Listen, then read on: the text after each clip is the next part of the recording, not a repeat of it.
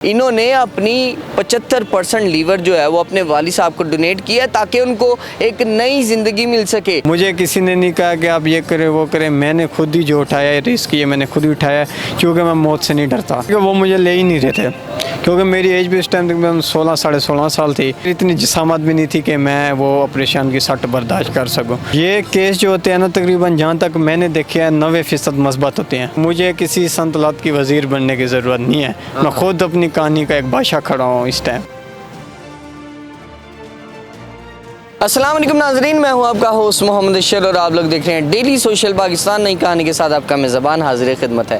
ناظرین میرے ساتھ احمد صفدر موجود ہیں۔ یہ وہ شخصیت ہیں جن کو اپنے والد صاحب پہ ناز ہے اور ان کے والد صاحب کو بھی ان پہ ناز ہے، کیونکہ یہ باعث فخر ہیں۔ انہوں نے جو کام کیا ہے مجھے نہیں لگتا کہ شاید کوئی بیٹا اتنی بڑی قربانی اور اپنی صحت کی قربانی دے سکتا ہے۔ ناظرین انہوں نے اپنی 75% لیور جو ہے وہ اپنے والد صاحب کو ڈونیٹ کیا تاکہ ان کو ایک نئی زندگی مل سکے اور وہ نئی زندگی میں خوشحال صحت یاب ہو کے زندگی کو گزار سکیں۔ آئیے چلتے ہیں احمد صفدر کی جانب کہ یہ کارنامہ انہوں نے کیسے سر انجام دیا، اتنا حوصلہ کیسے ان میں آیا اور ان کے والد صاحب کو کتنا پراؤڈ ہے، کتنا فخر ہے، لوگ ان پہ رشک کرتے ہیں۔ آئیے چلتے ہیں احمد صفدر کی جانب۔ السلام علیکم۔ وعلیکم السلام۔ احمد صفدر بھائی، سب سے پہلے تو یہ بتائیں کہ والد صاحب بیمار ہوتے ہیں، وہ لمحات، وہ مرحلہ کتنا مشکل تھا زندگی کا؟ دیکھیں جی، یہ جو کام ہوتا ہے اس میں نسلی لوگوں کی ضرورت پڑتی ہے، بد نسلوں کی ضرورت نہیں پڑتی جہاں تک میں سمجھتا ہوں،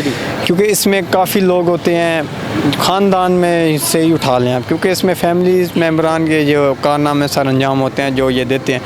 اب دیکھیں کہ والد صاحب بیمار ہوتے ہیں، اس میں وہ کہتے ہیں کہ لیور ٹرانسپلانٹ ہونا ہے، اس میں جس نے بھی لیور دینا وہ ہے وہ بھی فیملی خونی جس کو کہتے ہیں، خاندان کا کوئی بھی ہو، یعنی کہ سیم بلڈ کا ہو، سیم بلڈ کا اور ہو بھی خاندان کا، آؤٹ آف فیملی نہ ہو، ٹھیک ہے۔ تو اس میں پھر والد صاحب ناظرین گرامی، موضوع کی جانب بڑھنے سے قبل آپ سے گزارش ہے کہ ہمارے چینل کو سبسکرائب کر لیں۔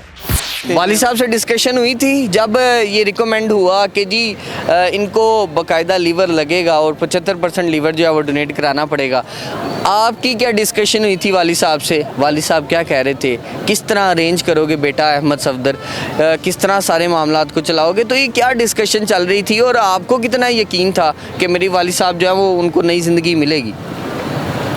دیکھیں جی، جو بھی ہے سارا توقع ہوتا ہے انسان کا اللہ پہ، کیونکہ وہ بے نیاز ہے، وہ 1 منٹ میں جو چاہے وہ کر سکتا ہے، اس کے اختیار میں ہے۔ میرے ہاتھ میں کچھ نہیں ہے، نہ آپ کے ہاتھ میں کچھ ہے، لیکن ایک جو انسان کی کوشش ہوتی ہے وہ بندہ کرے، کیونکہ بعد میں دل میں یہ ارمان انسان کا نہیں ہوتا کہ یار یہ میں نے نہیں کیا تھا، اپنی طرف سے بندہ فل کوشش کرے، زور لگائے۔ کس طرح کی کوششیں چل رہی تھی تب؟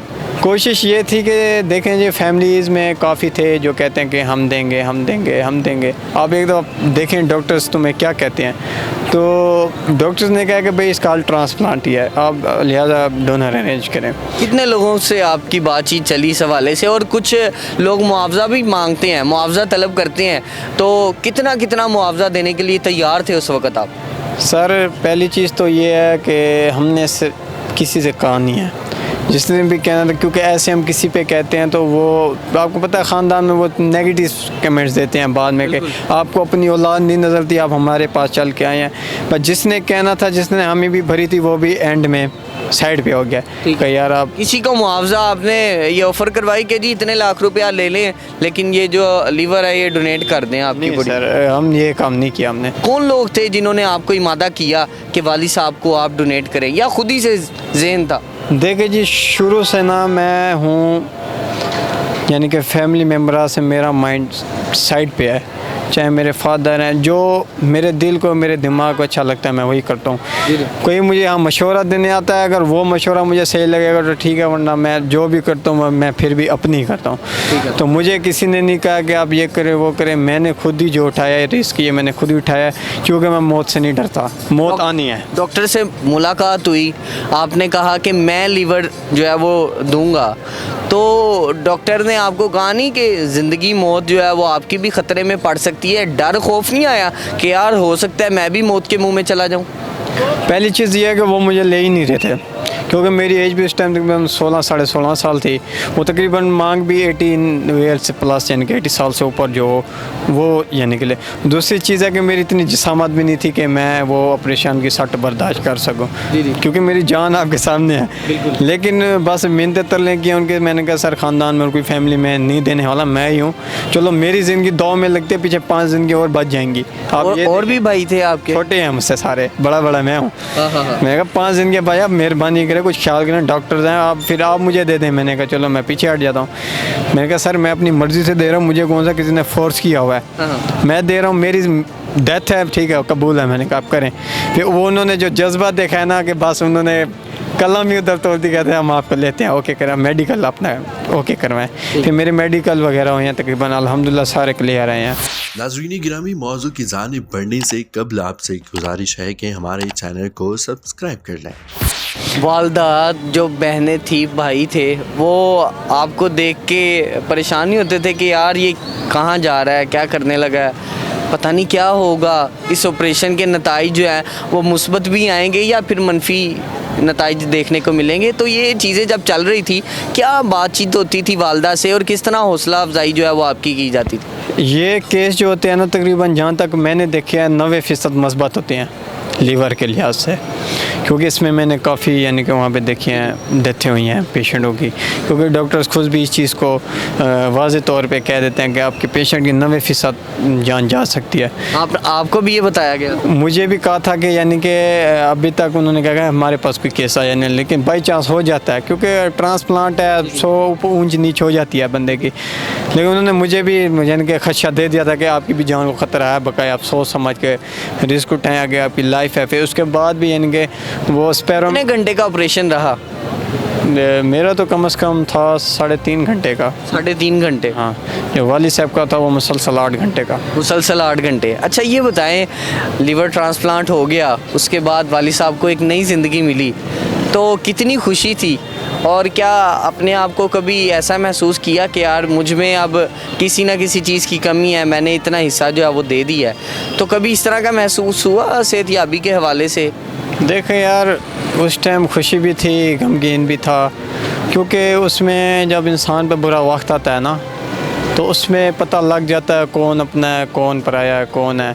तो वो कहते हैं कि अपनों में छुपे गैर, गैरों में छुपे अपने। मैंने ये चेक किया है, ठीक है।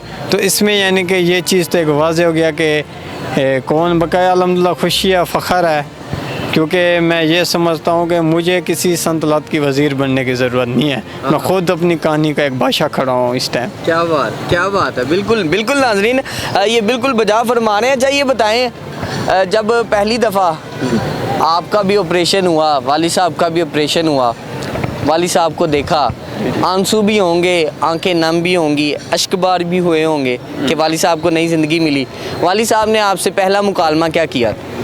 नहीं जी, आंसू तो नहीं थे, खैर खुशी थी उस टाइम, मुझे बहुत ही खुशी थी कि अल्हम्दुलिल्लाह वाली साहब की ज़िंदगी बच गया। क्योंकि देखें मैंने किसी पे कोई एहसान नहीं किया, कोई भी हो, ठीक है। अल्लाह पाक ने ज़िंदगी दी और अल्लाह पाक ने ही लेनी है, बिल्कुल ठीक है। इंसान क्या, इंसान एक ऐसे झटके की मार है, जो पैसा है ना वो एक बीमारी की मार है, जो पावर है ना वो एक समझ लो चुटकी की मार है। सब कुछ यहाँ पे नहीं रहना, इंसान का अपना किरदार जाएगा, इंसान का अपना म्यार जाएगा। नाज़रीन, मोहब्बत जिस तरह वाली साहब ने की है, हर वो बेटा उस तरह मोहब्बत को लुटा नहीं सकता, हर वो बेटा अपने वाली साहब को उतनी खुशी नहीं दे सकता ज़िंदगी में, मगर एक ऐसा बादशाह वाकई मेरे साथ खड़ा है जिसने अपने वाली साहब को एक नई ज़िंदगी दी है। आप भी अपनी राय का इज़हार कमेंट सेक्शन में कीजिएगा और ये स्टोरी बताइए कैसी लगी आपको। इसी के साथ अपने मेज़बान मोहम्मद बशीर को दीजिए इजाज़त, मुलाकात करेंगे अगले प्रोग्राम में। अल्लाह निगहबान। नाज़रीन गिरामी, कबल आपसे गुजारिश है कि हमारे चैनल को सब्सक्राइब कर लें।